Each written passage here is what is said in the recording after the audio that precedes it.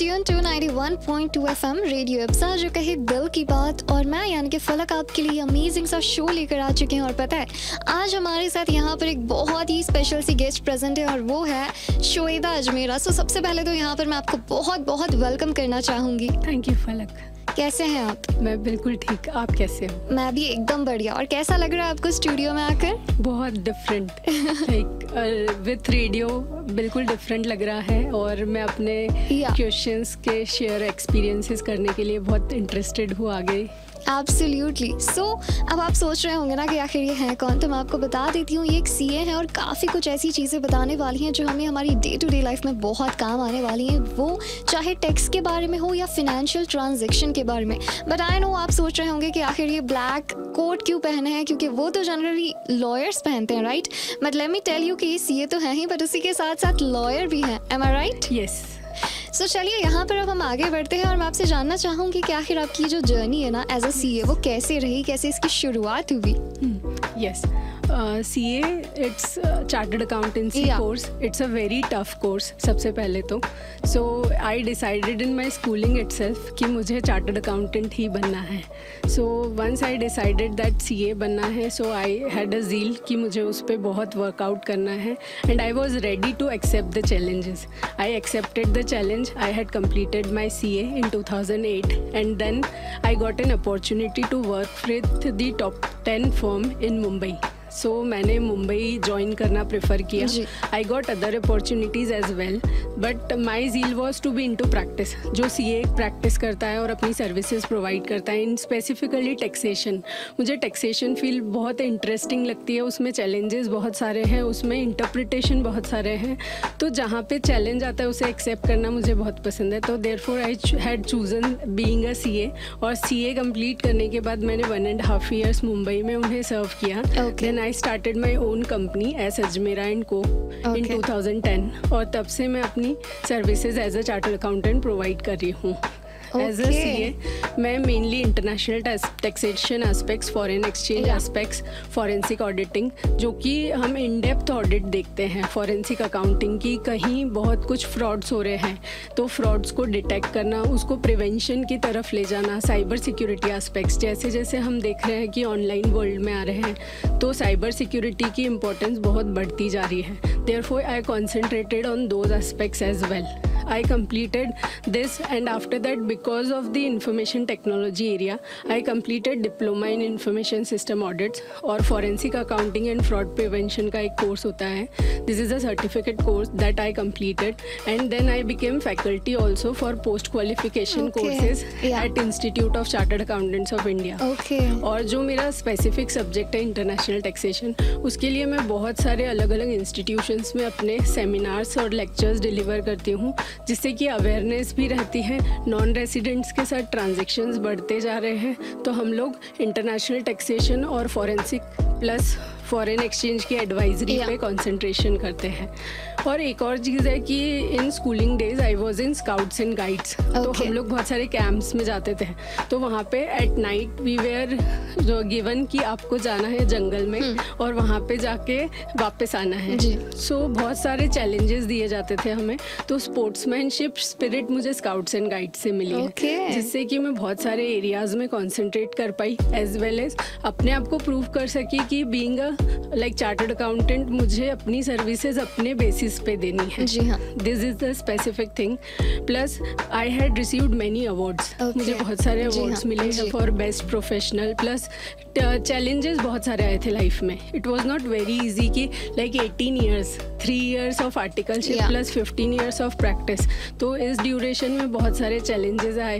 अलग अलग सिटीज़ में जाना, डिफरेंट कंट्रीज़ के लॉज को पढ़ना, उनके लॉज को सभी को अवेयर कराना, क्लाइंट्स को एडवाइस करना। कभी उनकी लाइक अलग अलग रिक्वायरमेंट्स रहती है तो लॉज से अपडेशन रहना। तो लॉज बहुत टफ रहते हैं। बिल्कुल। देन आफ्टर सीइंग दैट हमारा कॉन्स्टिट्यूशन है जो सारे लॉज को गवर्न करता है, I thought of doing LLB. I had completed my law in 2020 only. Recently in pandemic I had completed my law because we have to deal with many laws. जी बिल्कुल। with being a CA.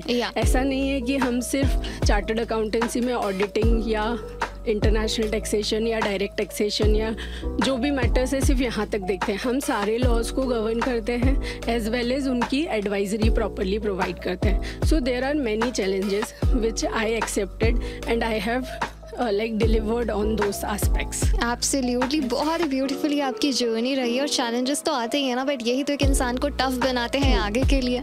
Yes. Absolutely. Well, मुझे इससे एक बात याद आई कि जब मैं 11th में थी तब मैंने भी सोचा था सीए करने का और मैंने उसके लिए कॉमर्स विद मैथ भी लिया था, but you know I was more into journalism and mass communication, so yes I pursued that. So आपसे मिलकर अभी मुझे वो बात ध्यान आ गई. ग्रेट. सो चलिए ऐसी आगे और भी बातचीत हम कंटिन्यू रखेंगे और भी इंपॉर्टेंट चीज़ें यहाँ पर सीए श्वेता अजमेरा आपके साथ शेयर करने वाली हैं. बट अगर आपको जानना है तो करिए थोड़ा सा वेट, बिकॉज फिलहाल वक्त हो गया है एक छोटे से ब्रेक का. ब्रेक के बाद दोबारा से मैं यानी कि फलक आऊँगी आपके लिए शो लेकर. So stay tune to radio Ipsa 91.2 FM, जो कहे दिल की बात. Radio Ipsa.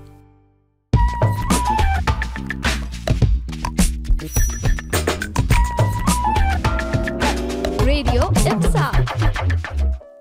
Hello and welcome back to the show. आप सुन रहे हैं मुझे यानी कि फलक को only on 91.2 FM radio Ipsa, जो कहे दिल की बात. और मेरे साथ यहाँ पर प्रेजेंट है सीए और लॉयर श्वेता अजमेरा, जो हमें काफ़ी सारी चीज़ें बता रही हैं about financial planning, about financial transactions and everything related to this.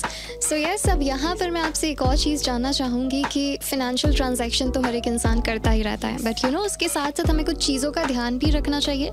सो ऐसी क्या क्या चीज़ें हैं जो एक इंसान को पता होना चाहिए रिगार्डिंग फाइनेंशियल ट्रांजैक्शंस? ओके फलक, सो फाइनेंशियल ट्रांजैक्शन ये एक टर्मिनोलॉजी है. सबसे पहले तो हम समझें, जब भी हम कोई चीज़ समझना चाहते हैं पहले उस वर्ड को ही समझा जाए. बिल्कुल. Finance plus transaction. ट्रांजैक्शन ये एक एग्रीमेंट होता है. लाइक सपोज मैं बहुत बेसिक लेवल से आपसे बात कर रही हूँ कि अगर हम ग्रोसरी शॉप पे जा रहे हैं और हम कोई कमोडिटी परचेज कर रहे हैं, तो जो सेलर है और मैं बायर हूँ, हम दोनों के बीच में एक ओरल एग्रीमेंट हो जाता है कि आप ये चीज़ सेल कर रहे हो और मैं ये चीज़ परचेज करने को तैयार हूँ. वहाँ लॉफुल ऑब्जेक्ट है, लॉफुल कंसिडरेशन है, कोई भी चीज़ इलीगल नहीं है, ये लॉफुली जो कंडक्ट हो रहा है. तो ये एक एग्रीमेंट बन जाता है हमारे बीच में. इसकी कोई पेपर ड्राफ्टिंग नहीं होती है, जस्ट हमने परचेज किया और उनको पेमेंट कर दिया. तो this is a financial transaction. अब फाइनेंशियली जो transactions normally day to day business में किस तरह से होते हैं, बिजनेस परचेज सेल करता है. बिजनेस आपका किसी भी चीज़ का है, प्रॉपर्टी परचेज सेल करी जाती है, ठीक है. इसके अलावा शेयर्स परचेज सेल किए जाते हैं, सिक्योरिटीज़ परचेज सेल करी जाती है. तो ये अलग अलग तरह के फाइनेंशियल इंस्ट्रूमेंट्स हैं जो फाइनेंशियल ट्रांजैक्शंस हो रहे हैं. अब फाइनेंशियल ट्रांजैक्शन करते समय हमें ये ध्यान रखना है कि वो लॉफुल होना चाहिए, प्लस उसमें कंसिडरेशन इन्वॉल्व होना चाहिए. फाइनेंस है तो ऑब्वियसली मनी रहेगा, मनी इन्वॉल्वमेंट रहेगा. अब मनी को हम किस तरह से समझ सकते हैं? कैश. हम नॉर्मली मनी को कैश की फॉर्म में समझते हैं कि हमने पैसा दिया और पैसा लिया in the form of cash. But अब ऑनलाइन ट्रांजैक्शंस का ज़माना है. बहुत लॉन्ग टाइम बैक 10-15 ईयर्स हो गए कि हम ऑनलाइन ट्रांजैक्शन से डील कर रहे हैं. इधर through debit card, credit card, online banking, इसके थ्रू हम पेमेंट करते हैं. अगर हम थोड़ा सा पहले जाए, जब राजा महाराजा होते थे, किंग का ज़माना होता था, तब बार्टर सिस्टम चलता था, वीट के बदले राइस, ठीक है. सो यहाँ पे क्या हो रहा है, मनी में जब फाइनेंशियल ट्रांजैक्शन होता है वहाँ पे कुछ कंसिडरेशन इन्वॉल्व है. एक पेपर इंस्ट्रूमेंट है जो हम पे कर रहे हैं और जिसके बदले हमें कुछ कमोडिटी रिसीव हो रही है या हमें कुछ शेयर्स रिसीव हो रहे हैं. तो ये फाइनेंशियल ट्रांजैक्शन है. अब इसमें इम्पॉर्टेंट चीज़ क्या है, आप उस चीज़ में गलत ना फंसे, उसके लिए आपको उसकी पूरी जानकारी होनी चाहिए. हम बेसिकली यहाँ पे फाइनेंशियल ट्रांजैक्शन रोज़मर्रा की ज़िंदगी की बात नहीं करने जा रहे हैं, हम करने जा रहे हैं, हम हमारे बिजनेस के लिए करने जा रहे हैं. तो जब भी मैं सेलर या परचेजर से इसका डिस्कशन करती हूँ तो उन्हें अपने टर्म्स एंड कंडीशंस के बारे में अवेयरनेस होनी चाहिए. अभी अगर आप पेमेंट ऑनलाइन करते हैं या यूपीआई के थ्रू, डेबिट कार्ड के थ्रू, तो ऑनलाइन में भी फ्रॉड हो सकते हैं. आपको वो वेबसाइट एग्जैक्ट ध्यान होनी चाहिए. जब भी फाइनेंशियल ट्रांजेक्शन कर रहे हैं तो एग्जैक्ट वेबसाइट पे आपको उस वेबसाइट का नाम एंटर करना है. और वो जो प्रोटोकॉल रहता है कि HTTPS वेबसाइट होनी चाहिए, पी के बाद एस होना बहुत ज़रूरी है, तो वो सिक्योर्ड वेबसाइट है. अगर आप SBI की वेबसाइट पे जा रहे हैं तो www.sbi.com की जगह अभी .sbi हो गया है.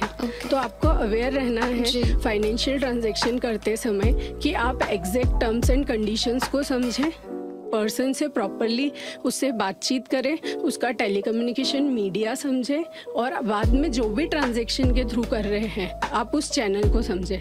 जब भी आप बैंकिंग ट्रांजैक्शन कर रहे हैं, कौन सी बैंक से कर रहे हैं, ये सारी चीज़ों को आपको अवेयर रहना है। बिल्कुल, ऑल राइट।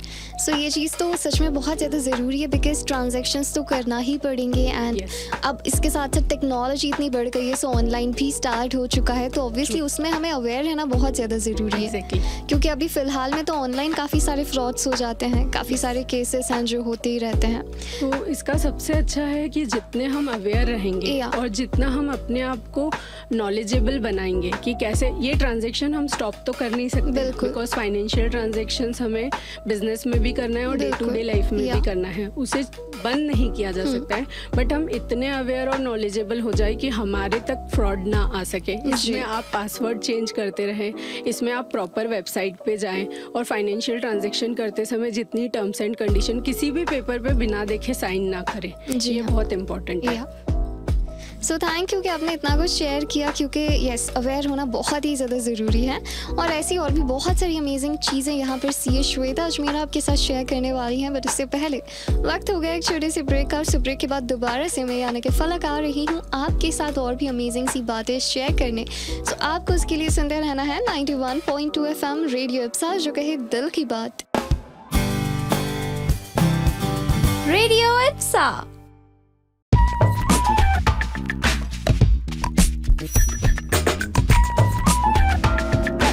रेडियो इप्सा।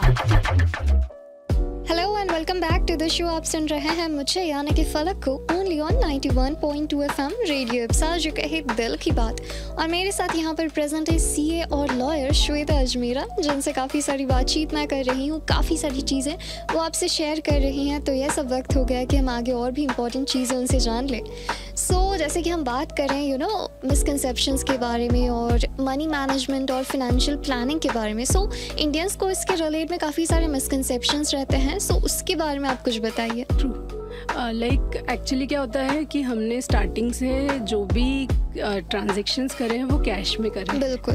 तो सबसे पहला मिसकंसेप्शन तो ये है कि हमें हर चीज़ कैश में ही डील करनी है। सेकेंड थिंग कि पेमेंट लाइक हमारे पास सेविंग्स है तो हम सिर्फ उसे फिक्स डिपॉजिट में इन्वेस्ट करते हैं। हमें सिर्फ एक ही मीडिया पता है और रिलायबल है कि माइंड में ये फिटेड है। तो ये मिसकंसेप्शन हमें हटाना रहेगा। पहली चीज़ कि हमें जब फाइनेंशियल प्लानिंग करनी है तो हमें अलग अलग गुल्लक में पैसा डालना है। हम गुल्लक बना लेंगे कि मुझे अपने डे टू डे लाइफ में कितने अमाउंट की ज़रूरत है, मुझे ट्रैवलिंग पे जाना है 1 ईयर के अंदर थोड़ा माइंड फ्रेश करने, तो मुझे ट्रैवलिंग के लिए कितने अमाउंट की ज़रूरत है वो अलग गुल्लक रहेगा। मेरी रिटायरमेंट प्लानिंग बहुत इंपॉर्टेंट है, वो अलग गुल्लक में मुझे पैसा रखना है। और इमरजेंसी फंड तो वो मुझे अलग गुल्लक बना के रखना है। हमारे यहाँ इंडियंस में अभी भी हैबिट है, सभी लोग अपने घर में गुल्लक रखते हैं और उसमें शॉर्ट मनी डालते हैं। ये एक हैबिट है। तो इस तरह से जो हमारे मिसकंसेप्शन है उसे दूर करने के लिए आप गुल्लक बनाइए। अब इन गुल्लक के पैसे को आपको म्यूचुअल फंड्स में या कुछ और इक्विटी ओरिएंटेड जो शेयर्स होते हैं जहाँ रिटर्न मिल सके, यस एग्जैक्टली, जहाँ से आपको ज़्यादा रिटर्न मिल सके। जैसे एफडी में इन्वेस्ट करते हैं आज की तारीख में और 1 ईयर के लिए एफडी रखते हैं तो यू गेट 6.8 to 7% इंटरेस्ट। आपको बस इतना इंटरेस्ट मिलता है। But if you invest in mutual funds but properly after seeing कि म्यूचुअल फंड्स ने फर्दर कहाँ इन्वेस्ट करा हुआ है, वो चीज़ें देख के अगर आप इन्वेस्ट करते हैं तो यू कैन अर्न अप्रॉक्स 20%। तो जैसे रिटायरमेंट फंड है ये लॉन्ग टर्म है, बिल्कुल, तो आप इसे पब्लिक प्रोविडेंट फंड में भी डाल सकते हैं। पीपीएफ में इन्वेस्ट करने का फ़ायदा ये है कि ये 15 ईयर्स तक मनी आपको डिपॉजिट करनी रहती है। तो जो इंटरेस्ट मिलता है प्लस रिटायरमेंट के अमाउंट मिलता है, जब पीपीएफ मैच्योर होता है तो जितना अमाउंट हमें मिलता है वो पूरा टैक्स फ्री रहता है। ठीक है, तो एक हो गया कि रिटायरमेंट फंड में इस तरह से रख सकती हूँ। जो डे टू डे का फंड चाहिए वो मुझे सेविंग अकाउंट में रखना चाहिए, बिकॉज मुझे उसे निकालना है और उससे मेरे day to day expenses deal करने हैं। ट्रैवलिंग मीडियम टर्म गोल है, हो सकता है लाइक इन 1 ईयर और इन 6 मंथ्स। तो कुछ ऐसे म्यूचुअल फंड्स होते हैं जिनका मीडियम टर्म रहता है। देन इमरजेंसी फंड जो रहता है वो लिक्विड म्यूचुअल फंड्स में आप इन्वेस्ट कर सकते हैं। तो जो मिसकंसेप्शंस है कि नहीं मुझे रिस्क नहीं लेनी है, मुझे सिर्फ कैश ही रखना है, कैश हैंडल करना बहुत रिस्की होता है। अभी आप यूपीआई से पेमेंट करते हैं, सारे ऑनलाइन ट्रांजैक्शंस हो गए हैं। तो मैं जानती हूँ जैसे हमारे घर में भी है, हमारे जो बड़े बुजुर्ग और जो सभी लोग हैं वो आज भी डेबिट कार्ड क्रेडिट कार्ड नहीं लेते। अगर उनके पास फ़ोन भी आ जाए तो वो बैंक को मना कर देती हमें रिस्क नहीं लेना है। बट अब जो ज़माना आ गया है स्लोली सिर्फ डिजिटल करेंसी ही रहेगी। इधर आई कैन से हम क्रिप्टो करेंसी की तरफ जा चुके हैं, तो हमें मिसकंसेप्शंस को हटा के क्रिप्टो करेंसीज की तरफ भी जाना है, उससे भी लेना रहेगा। जो भी गवर्नमेंट ने अभी उसको लीगली और इलीगल नहीं क्लासिफाई करा है, बट फ्यूचर में हमें करेंसीज को एक्सेप्ट करना पड़ेगा। तो सारे मिसकंसेप्शंस जो कैश और एफडी से रिलेटेड जो मिसकंसेप्शन है, इसे हटाते हुए जितनी भी रिस्क है आप लीजिए और म्यूचुअल फंड्स और इक्विटी ओरिएंटेड शेयर सिक्योरिटीज़ इनमें इन्वेस्ट करिए। इससे रिटर्न भी ज़्यादा आता है और आपकी जो रिक्वायरमेंट्स है वो फुलफिल होती है। बिल्कुल, ऑल राइट। सो इसके लिए आई थिंक सबसे ज़्यादा ज़रूरी है कि लोगों को अवेयर होना चाहिए, एंड वो तो आप बहुत अच्छे से यहाँ पर कर ही रही हैं। सो चलिए ऐसे ही आगे और भी बहुत सारी चीज़ें ये यहाँ पर हमारे साथ शेयर करने वाली हैं, बट उससे पहले क्यों ना ले लिया जाए एक छोटा सा ब्रेक के बाद दोबारा से हम आ रहे हैं आपके लिए शो लेकर। So stay tuned to radio Ipsa 91.2 FM, जो कहे दिल की बात, and this is Falak. Radio Ipsa.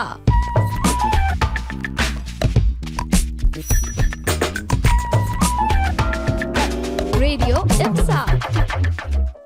Hello, आप ट्यून्ड है 91.2 FM रेडियो इप्सा पर, जो कहे दिल की बात, एंड मैं हूँ फलक। दोबारा से आ चुकी हूँ ब्रेक के बाद आपके लिए शो लेकर, जहाँ पर मेरे साथ प्रेजेंट हैं सीए और लॉयर श्वेता अजमेरा, जो आपसे काफ़ी सारी चीज़ें शेयर कर रही हैं अबाउट टैक्स। सो यहाँ पर अगर मैं आपसे अब बात करूँ तो यार एक चीज़ होती है ना कि टैक्स प्लानिंग और टैक्स इवेजन, बट जनरली लोगों को इसमें काफ़ी कन्फ्यूजन हो जाता है। सो एक तो मैं आपसे जानना चाहूँगी कि आखिर इन दोनों में डिफरेंस क्या है, और टैक्स प्लानिंग जो है वो आखिर किस तरह से इम्पोर्टेंट है। श्योर, ठीक है फलक। लाइक टैक्स प्लानिंग की बात करें, जो वर्ड है इटसेल्फ सेज कि आप अपने टैक्सेशन को प्लान करवाते हैं या आप खुद प्लान करते हैं। अगर आप लॉस से अवेयर हैं, जैसे इनकम टैक्स लॉस से अगर आप अवेयर हैं तो आप अपने टैक्स की बचत कराते हैं प्लानिंग करा के, उसे टैक्स प्लानिंग कहा जाता है। टैक्स इवेजन का मीनिंग है इवेड करना, किसी चीज़ को छुपाने की कोशिश करना या उसका गलत यूज़ करना, वो इवेजन है। आपने अगर कुछ खर्चे, आप अपना बिजनेस चला रहे हैं, आपका बिजनेस का टर्नओवर 10 करोड़ है, आपने कुछ 5 लाख के खर्चे ऐसे डाल दिए जिसके लिए आपके पास कोई भी डॉक्यूमेंटेशन अवेलेबल नहीं है, तो आप कोई एक्सपेंस क्लेम कर रहे हैं जिसके लिए आपके पास कोई डॉक्यूमेंटेशन नहीं है, that is known as tax evasion. और टैक्स प्लानिंग वो है कि इनकम टैक्स के दायरे में रहते हुए जब हम टैक्सेशन की इस तरह से प्लानिंग करते हैं, जैसे एटीसी के जितनी भी सिक्योरिटीज़ है या एटीसी में जो जो चीज़ें दी है, जैसे बच्चों की ट्यूशन फीस पे करना या फिर पीपीएफ में इन्वेस्ट करना, लाइफ इंश्योरेंस लेना, ये सारे एटीसी में 1.5 लाख तक आपको डिडक्शंस मिलते हैं। देन 80D में आप अपने मेडिकल क्लेम के लिए, मेडिकल बेनिफिट के लिए कुछ इन्वेस्टमेंट करते हैं, या बहुत अलग अलग तरह के हमें बेनिफिट्स प्रोवाइड किए गए हैं। जैसे आप प्रॉपर्टी सेल करते हैं तो प्रॉपर्टी सेल करने के बाद आप एक और प्रॉपर्टी परचेज कर लेते हैं, तो जहाँ पे कैपिटल गेन टैक्स को आप बचा सकते हैं, तो ये टैक्स प्लानिंग है।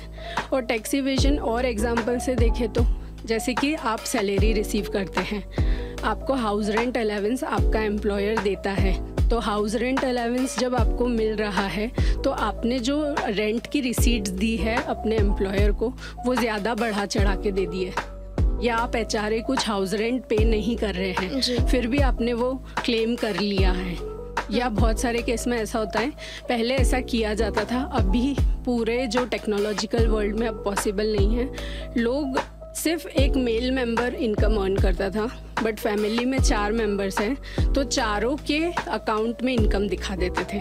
जैसे 10 लाख की इनकम है तो income tax exemption limit 2.5 lakh की है, तो वो क्या करते थे कि चारों के अकाउंट में 2.5 लाख डाल देते थे कि हम चारों की अलग अलग अकाउंट इनकम है। तो 10 लाख पे टैक्स लगने की जगह सभी को एग्जम्पशन मिल जाता था। तो ये टैक्स इवेजन है, टैक्स की चोरी करना, गलत इनकम दिखाना या गलत एक्सपेंसेस क्लेम करना, ये टैक्स इवेजन रहता है। टैक्स प्लानिंग, जो भी आप इनकम टैक्स के रूल्स है फॉलो करते हुए अपने कंसल्टेंट या चार्टर्ड अकाउंटेंट से पूरा रिस्पॉन्स लेते हुए जब आप प्रॉपरली प्लानिंग के साथ टैक्स भरते हो या फिर टैक्स को बचाते हो, सेव करते हो, ये सब टैक्स प्लानिंग है। और आपको टैक्स प्लानिंग ही करनी चाहिए, इवेजन से बिल्कुल दूर रहना चाहिए। उसके लिए 300% तक की पेनल्टी भी लगाई जा सकती है। ओके, बिल्कुल। All right, so yes, tax planning तो इम्पॉर्टेंट है ही। या सो ऐसी और भी अगर आप चीज़ें जानना चाहते हैं और भी अगर आप फिनेंशियल एजुकेट होना चाहते हैं तो उसके लिए थोड़ा सा पेशेंस रखिए, क्योंकि एक छोटे से ब्रेक के बाद मैं यानी कि फलक दोबारा से आ रही हूँ आपके लिए शो लेकर। So stay tuned to radio Ipsa 91.2 FM, जगह है दिल की बात। Radio Ipsa.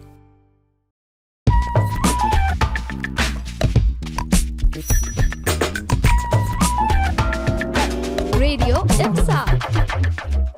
Hello, you are tune to 91.2 FM radio Ipsa, जो कहे दिल की बात। और मैं यानी कि फलक दोबारा से आ चुकी हूँ ब्रेक के बाद आपके लिए शो लेकर, जहाँ पर मेरे साथ प्रेजेंट हैं सीए और लॉयर श्वेता अजमेरा, जो आपसे शेयर कर रही हैं फिनेंशियल एजुकेशन के बारे में काफ़ी सारी चीज़ें। और जैसे कि हम बात कर रहे थे ब्रेक से पहले टैक्स प्लानिंग के बारे में, right?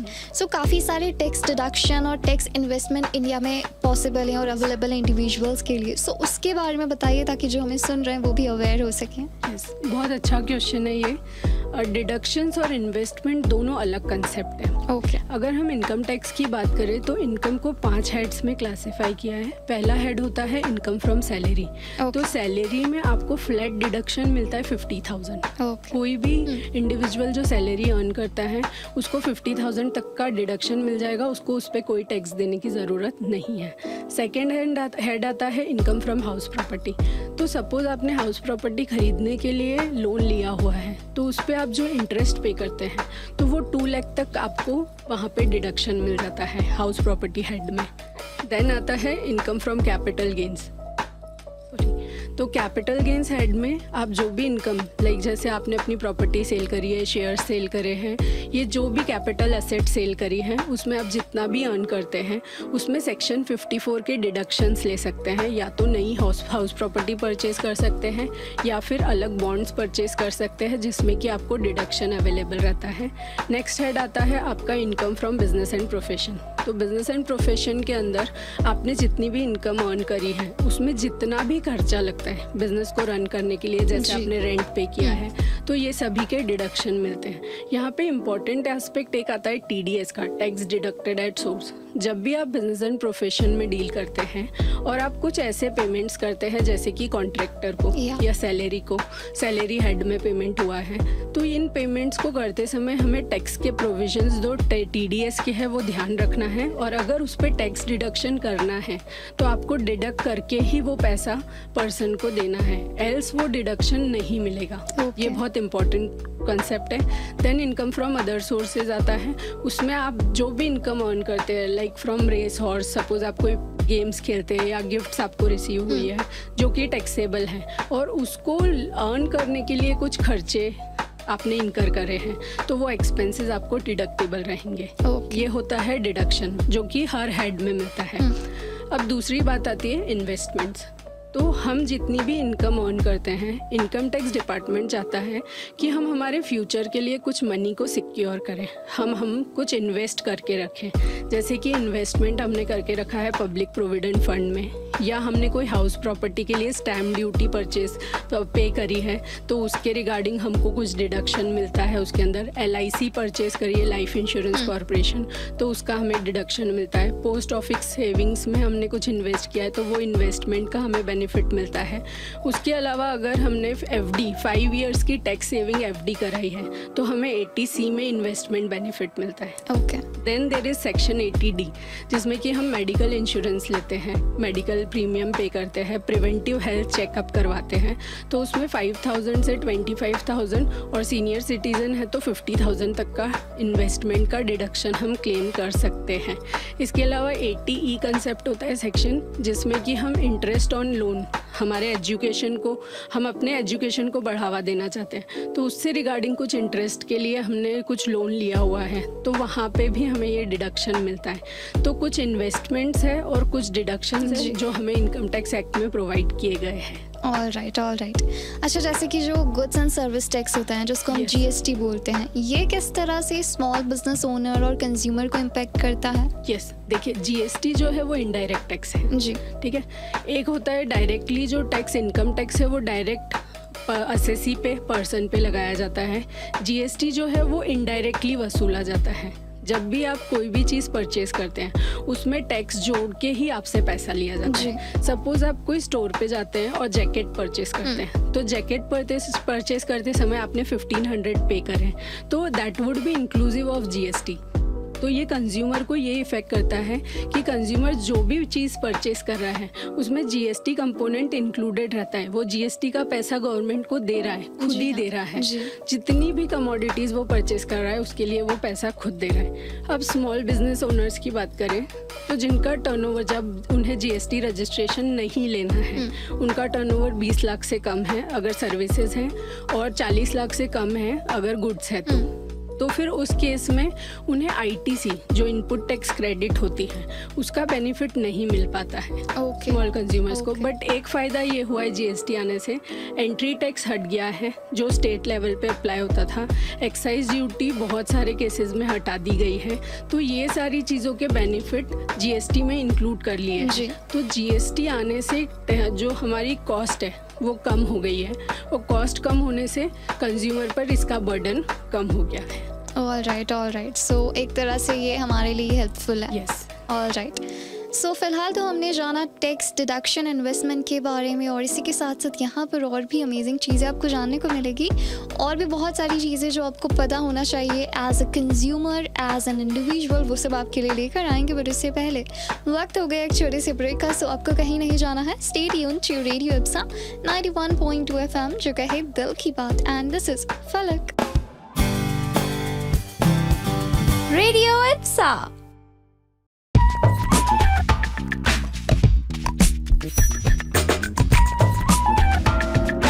Radio Ipsa. Hello and welcome back to the show. आप सुन रहे हैं मुझे यानी कि फलक को only on 91.2 FM radio Ipsa जो कहे दिल की बात। और स्टूडियो में मेरे साथ यहाँ पर बैठी हैं CA और लॉयर श्वेता अजमेरा, जिनसे काफ़ी सारी चीज़ें मैं जान रही हूँ, बहुत सारी फाइनेंशियल एजुकेशन यहाँ पर मिल रही है। तो अब मैं आपसे ये जानना चाहूँगी कि आखिर हमारी कंट्री में बेसिक स्ट्रक्चर क्या है टैक्स को लेकर? ठीक है। So basic structure of tax govern होता है हमारे कॉन्स्टिट्यूशन से। जी, जितने भी टैक्सेशन हैं अगर कॉन्स्टिट्यूशनली वैलिड होते हैं और हमारे कॉन्स्टिट्यूशन के आर्टिकल में इंक्लूडेड हैं, then only government has right to levy those taxes. अगर कॉन्स्टिट्यूशन नहीं प्रोवाइड करता है या कॉन्स्टिट्यूशन की कोई भी एंट्री में प्रोवाइडेड नहीं है तो आप उस चीज़ पे टैक्स नहीं इम्पोज कर सकते हैं। सो फर्स्ट इज़ कि हमारा कॉन्स्टिट्यूशन उसे वैलिड बताएगा। सेकेंड थिंग इज़ हमारे central board of direct taxes and central board of indirect taxes, दो हमारे बोर्ड्स बने हुए हैं जो कि एक्साइज, कस्टम्स और डायरेक्ट टैक्सेस मतलब इनकम टैक्स को गवर्न करते हैं। अब टैक्सेस को डिवाइड किया जाए तो एक होता है डायरेक्ट टैक्स और एक होता है इनडायरेक्ट टैक्स। डायरेक्ट टैक्स की बात करें तो जो डायरेक्टली इम्पोज किया जाता है individual, HUF, LLP, partnership firm, company, trust, body of individuals and others, जो हमारे पर्सन की डेफिनेशन इनकम टैक्स में दी हुई है उन पे इनकम टैक्स लगाया जाता है और असेसी पे इनकम टैक्स लगा के उनसे वो टैक्स वसूला जाता है। That is known as income tax. इसमें सिक्योरिटी ट्रांजैक्शन टैक्स भी होता है जो कि सिक्योरिटीज़ आप डील करते हो तो आपकी सिक्योरिटीज़ पे कुछ 0% एंट्री एग्जिट लोड लगाया जाता है, that is security transaction tax. This is the form of direct tax collection in India. All right. Then indirect tax system जो कि जीएसटी, अभी सभी लोग जीएसटी ही कर रहे हैं, goods and services tax, which is covered under indirect taxes, that is indirectly collected from consumers. जो भी यूज कर रहा है, मतलब उसमें स्टेजेस रहती है. पहले मैन्युफैक्चरर रहता है, मैन्युफैक्चरर डीलर को सेल करता है, सेकेंड डीलर भी हो सकता है, थर्ड डीलर भी हो सकता है, इस तरह से होलसेलर्स भी होते हैं, तो मैन्युफैक्चरर होलसेलर को भी सेल करता है. तो हर स्टेज पे जीएसटी इम्पोज किया जाता है. बट पहले जो हमने जीएसटी पे किया है उसका हमको इनपुट टैक्स रिबेट मिल जाता है, इनपुट टैक्स क्रेडिट मिल जाती है, तो इससे बर्डन कंज्यूमर पे ज़्यादा नहीं आता है. तो ये जीएसटी का फंडा है कि हर लेवल पे जीएसटी इम्पोज किया जाएगा, बट आपको आईटीसी मिल जाएगी. एट द एंड कंज्यूमर को जीएसटी बियर करना रहता है, इसीलिए इसे इनडायरेक्ट टैक्स कहा जाता है. देन कस्टम ड्यूटी जब भी आप इंपोर्ट या एक्सपोर्ट करते हैं उस पर लेवी करी जाती है. मेनली इंपोर्ट्स चार्जेबल रहते हैं, ड्यूटीएबल रहते हैं, एक्सपोर्ट्स एग्जम्प्टेड रहते हैं. वो डिपेंड करता है आप कौन सी कमोडिटी में डील कर रहे हैं. जी. All right. सो ये इस तरह से इनडायरेक्ट और डायरेक्ट टैक्स रहते हैं. ओके. अब जैसे मैं आपकी बात करूं तो काफ़ी सारे मिसकंसेप्शंस आपने भी एनकाउंटर करे होंगे टैक्सेशन से रिलेटेड. सो उसके बारे में कुछ शेयर करिए. यस. मिसकंसेप्शंस इस तरह से हो गया है कि टैक्सेशन को सिर्फ ये समझा जाता है कि अगर कोई एसएससी बिजनेस करता है तो ही टैक्स लगेगा. ठीक है. अब अगर हम सैलरी हेड की बात करें तो सैलरी हेड में अगर एम्प्लॉयर ने टैक्स डिडक्ट कर लिया है तो एसएससी समझता है कि अब उसकी टैक्स की लायबिलिटी ख़त्म हो गई. This is not the case. आपकी इनकम पे डिपेंड करेगा और स्लैब रेट दिए हुए हैं, उस बेसिस पे आपके एम्प्लॉयर ने तो अगर सब सिर्फ 10% ही डिडक्ट करा है, बट आप पे टैक्स लायबिलिटी 30% आ रही है, तो रिमेनिंग 20% आपको खुद को पे करना है गवर्नमेंट को. तो सबसे पहला मिसकंसेप्शन तो ये है कि एम्प्लॉई जो सैलरी रिसीव कर रहा है वो ये नहीं समझ पाता है कि टीडीएस कटने के बाद मुझे और भी टैक्स लायबिलिटी देनी है. सेकेंड थिंग इज, मेरे फ्रेंड को तो टैक्स में रिफंड मिल रहा है, मुझे क्यों सैलरी हेड में रिफंड नहीं मिल रहा है? जी. क्योंकि उसकी सैलरी अलग है, आपकी सैलरी अलग है, उसका स्लैब अलग है, आपका स्लैब अलग है. इसके अलावा हमने जनरली देखा है कि जो लोग अपनी प्रॉपर्टी सेल करते हैं उस पे कैपिटल गेन अर्न करते हैं, वो ये चीज़ नहीं समझते कि कैपिटल गेन पे भी इनकम टैक्स लगता है. तो कैपिटल गेन तो अर्न हो गया, उस पर कुछ टैक्स नहीं दिया, पैसा बैंक अकाउंट में रखा हुआ है बिना टैक्स पे किए. अब 4 साल बाद गवर्नमेंट ने इन्फॉर्मेशन जो गवर्नमेंट के पास है उस इन्फॉर्मेशन के बेसिस में गवर्नमेंट ने पता करा कि मिस्टर एक्स ने तो प्रॉपर्टी बेची थी 50 लाख की, उस पर उनको 20% टैक्स देना था, तो उन्होंने 10 लाख का टैक्स तो जमा ही नहीं करा. ओके.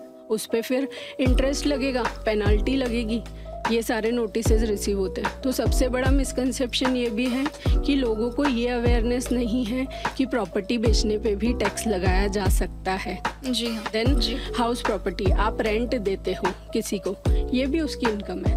और जब अगर इंडिविजुअल जिसका टैक्स ऑडिट होता है और वो रेंट दे रहा है तो उसको वहाँ पे टीडीएस काटना है. तो वो चीज़ के लिए मिसकंसेप्शन है कि हम तो रेंट दे रहे हैं, इसमें कहाँ टीडीएस, हम तो एक नॉर्मल इंडिविजुअल है, हम कंज्यूमर है, हम बिजनेस भी नहीं कर रहे हैं, तो टैक्स नहीं डिडक्ट होना चाहिए. तो वहाँ पे टैक्सेशन डिडक्शन की बात आती है. देन हमें बहुत सारे गिफ्ट्स मिलते हैं, तो ये जनरल कंसेप्शन है कि गिफ्ट एग्जम्प्ट ही होता है, बल्कि ऐसा नहीं है. अगर रिलेटिव्स जो कि डिफ़ाइन करे गए हैं इनकम टैक्स में, अगर रिलेटिव्स को डिफ़ाइन किया है और वो हमें दे रहे हैं तो वो गिफ्ट एग्जम्प्टेड है. लेकिन अगर आपको अपने फ्रेंड्स से गिफ्ट रिसीव हो रहे हैं तो वो 50,000 तक एग्जम्प्ट है, अबव 50,000 आपको उस पर टैक्स देना है. तो ये जो मिसकंसेप्शन है कि गिफ्ट्स पूरे एग्जम्प्टेड होते हैं, वो पूरे एग्जम्प्टेड नहीं होते हैं, उस पर भी टैक्स लगाया जाता है इनकम टैक्स द्वारा.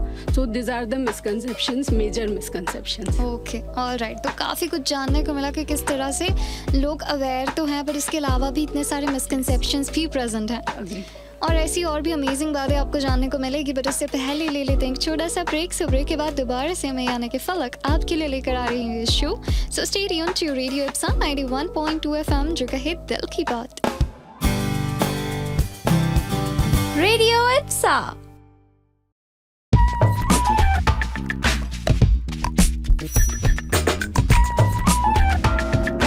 Radio Ipsa. Hello and welcome welcome back to the show. आप सुन रहे हैं मुझे यानी कि फलक को only on 91.2 FM radio Ipsa, जो कहे दिल की बात। सो मेरे साथ प्रेजेंट हैं सीए श्वेता अजमेरा। सो एक बार फिर से मैं आपका वेलकम करती हूँ इस शो पर। एंड अब काफ़ी सारी चीज़ें वो ऑलरेडी हमारे साथ शेयर कर चुकी हैं। बहुत सारा हमें जानने को मिला टैक्स से रिलेटेड, फिनेंशियल ट्रांजैक्शन से related, but now it's final time और यहाँ पर ही हमसे एक बहुत इंपॉर्टेंट चीज़ शेयर करने वाली हैं। सो अब मैं आपसे जानना चाहूँगी कि आखिर आप हमें, जो लोग देख रहे हैं, जो सुन रहे हैं, उन्हें क्या एडवाइस देना चाहेंगे कि वो किस तरह से अपने फिनेंशियल जो भी मैनेजमेंट है उसको मैनेज कर सकें और सब कुछ अच्छे से कर सकें। सो फलक, सबसे पहले तो फाइनेंशियल लिटरेसी होना बहुत ज़रूरी है जी। आपको नॉलेज एंड अवेयरनेस। हम जैसे पहले हमने कंप्यूटर्स को एक्सेप्ट करने में बहुत टाइम लगा दिया था, अब हम आर्टिफिशियल इंटेलिजेंस के स्टेज में आ चुके हैं जहाँ पे रोबोट सभी काम करेंगे, जो कि आर्टिफिशियल इंडिविजुअल्स रहेंगे, जो कि सर्जरी भी करेंगे, जो कि हमारे बिहाफ पे अवेलेबल रहेंगे और क्वेरीज को सॉल्व करेंगे। अभी मुझे just I came to knew कि साउथ में दुबई के अंदर आर्टिफिशियल इंटेलिजेंस के थ्रू एयर होस्टेस को बनाया गया है। She will reply to all the questions, वो सभी के क्वेश्चंस का रिप्लाई करेगी। तो हम आर्टिफिशियल इंटेलिजेंस वर्ल्ड में है। सो फ्रेंड्स, फाइनेंशियल लिटरेट होना बहुत ज़रूरी है। यहाँ पे आप अपने चिल्ड्रन से लेके जितने भी बड़े हैं, आप सभी लोग, मेल हो फीमेल मेंबर हो, फाइनेंशियल लिटरेट होना बहुत ज़रूरी है। फाइनेंशियल लिटरेसी में साइबर लिटरेसी भी होना बहुत ज़रूरी है, बिकॉज आप ऑनलाइन ट्रांजेक्शन्स कर रहे हो और अगर आप साइबर सिक्योरिटी से अवेयर नहीं हैं तो आप धोखा खा सकते हैं। आपको कभी भी अपना OTP किसी के साथ शेयर नहीं करना है, आपको अपने पासवर्ड्स किसी के साथ शेयर नहीं करना है। एक प्रॉपर, जितना हो सके अपने यूज़र ID पासवर्ड माइंड में ध्यान रखना है। नहीं रख पाए तो ऐसी जगह पे आपको लॉकर में अपने यूज़र ID पासवर्ड सेव करके रखना है, कोडिंग फॉर्म में, कि कोई भी उसे समझ ना सके। ठीक है, ये हो गया। एक फाइनेंशियल लिटरेट होना बहुत ज़रूरी है, साइबर लिटरेट होना बहुत ज़रूरी है। अब कल ही का एक एग्जांपल लेना चाहती हूँ। एक होता है SFT, स्पेसिफाइड फाइनेंशियल ट्रांजैक्शन, जो कि फाइल किया जाता है बड़ी एंटिटीज़ के द्वारा। तो शेयर्स में जो लोगों ने 10 लाख से ऊपर डील करा है, उनकी इन्फॉर्मेशन इनकम टैक्स तक जो भी CDSL या जो भी अपने डिपॉजिटरीज है वो प्रोवाइड करते हैं। तो कल शेयर्स के ट्रांजैक्शन में 1000 टाइम्स की रिकॉर्डिंग हो गई थी। मींस मैंने 100 रुपीज़ के शेयर सेल करे हैं, बट मेरी बुक्स में जो CDSL ने डिटेल्स सबमिट करी है उसमें आ रहा है 1 लाख रुपीज़ के शेयर्स मैंने ट्रेड करे हैं, या मैंने 10 लाख रुपीज़ के शेयर्स ट्रेड करे हैं।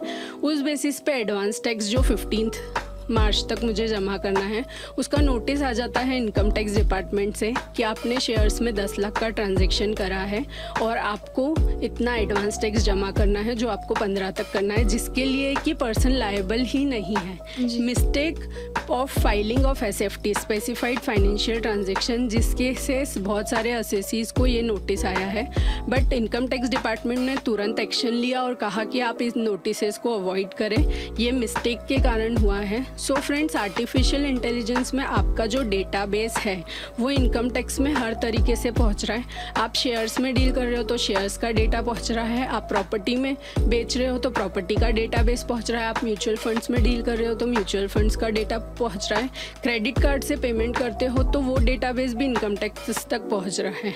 तो आप समझिए कि एक एनुअल इंफॉर्मेशन सिस्टम AIS आपका अवेलेबल रहता है इनकम टैक्स की वेबसाइट पे, और 26 AS में जितना TDS डिडक्ट हुआ है वो इनकम टैक्स की वेबसाइट पे अवेलेबल है। तो इनकम टैक्स डिपार्टमेंट को आपका सारा डेटाबेस अवेलेबल हो रहा है through different forms, through different mediums. तो आपको अवेयर रहना है कि हमें कोई भी चीज़ इनकम टैक्स डिपार्टमेंट से नहीं छुपानी है। आप अपने चार्टर्ड अकाउंटेंट के पास जा रहे हैं, आप कंसल्टेंट के पास जा रहे हैं, पहले बोल देते थे कि मैडम हमारी 2 लाख की इनकम है, बस आप तो इनकम दिखा दो और रिटर्न फाइल कर दो। अब ये पॉसिबल नहीं है, क्योंकि आपका सारा डेटाबेस इनकम टैक्स तक पहुँच रहा है। इनकम टैक्स की नज़रें पूरी आपके ऊपर है। GST डिपार्टमेंट और इनकम टैक्स डिपार्टमेंट भी एक दूसरे से डेटा शेयर करते हैं, यहाँ तक कि एक्सचेंज ऑफ इंफॉर्मेशन हम कंट्रीज से भी शेयर करते हैं। बहुत सारी कंट्रीज से हमारे टाई-अप्स हैं, ट्रीटीज़ बनी हुई हैं, जो इंटरनेशनल टैक्सेशन में ट्रीटीज़ बनी हुई रहती है, उस पर हम काम करते हैं। वो ट्रीटीज़ से हम भी बताते हैं दूसरी गवर्नमेंट को कि आपके सिटीज़न ने क्या चीज़ें इन्वेस्ट करी है इंडिया में। और नॉन रेसिडेंट हमारे यहाँ इंडिया में जो टैक्सेशन का कंसेप्ट है वो रेसिडेंशियल बेसिस पे, सिटीजनशिप बेसिस पे नहीं है। आप रेसिडेंट है तो आपकी ग्लोबल इनकम इंडिया में टैक्सेबल है, आप नॉन रेसिडेंट है तो जितनी आपकी इनकम सिर्फ इंडिया में अर्न है वो टैक्सेबल है। तो अगर आप रेसिडेंट हैं और आपने सपोज स्विस में कोई प्रॉपर्टी परचेज कर रखी है तो वो आपको अपने इनकम टैक्स रिटर्न में शो करनी है। तो इस हिसाब से मेरा सबको ये चीज़ एडवाइस है कि आप फाइनेंशियली लिटरेट रहे, आप साइबर लिटरेट रहे, आप अपनी सारी इन्फॉर्मेशन प्रॉपरली कंसल्टेंट और चार्टर्ड अकाउंटेंट को प्रोवाइड करें और उनकी एडवाइस के बेसिस पे ही आपका इनकम टैक्स रिटर्न फाइल करें। बिकॉज AIS प्लस 26 AS से आपकी सारी इन्फॉर्मेशन गवर्नमेंट तक पहुंच रही है। And my best wishes to all. Thank you. Thank you. So I hope कि आप सबको समझ आ गया होगा कि फाइनेंशियल लिटरेसी कितनी ज़्यादा इंपॉर्टेंट है और हमें एक्चुअली इसके बारे में अवेयर होना चाहिए। So thank you so much CA Shweta Ajmera कि आप यहाँ पर आई और हमारे साथ इतनी सारी चीज़ें शेयर करी। आपने अपना इतना प्रेशियस टाइम हम सब के लिए निकाला। Thanks Falak for the opportunity. Thanks to IPSA 91.2 FM as well. It's pleasure of mine completely. Thank you so much. Thank you so much कि आपने इतनी सारी नॉलेजेबल इंसाइट्स हम सबके साथ शेयर करें। Sure. All right. सो ऐसे ही कुछ अमेजिंग अगर आप सुनना चाहते हैं और ऐसे ही कुछ और आप चाहते हैं मैं आपके लिए लेकर आऊँ तो करिए थोड़ा सा वेट, क्योंकि फिलहाल मेरे जाने का वक्त हो गया है।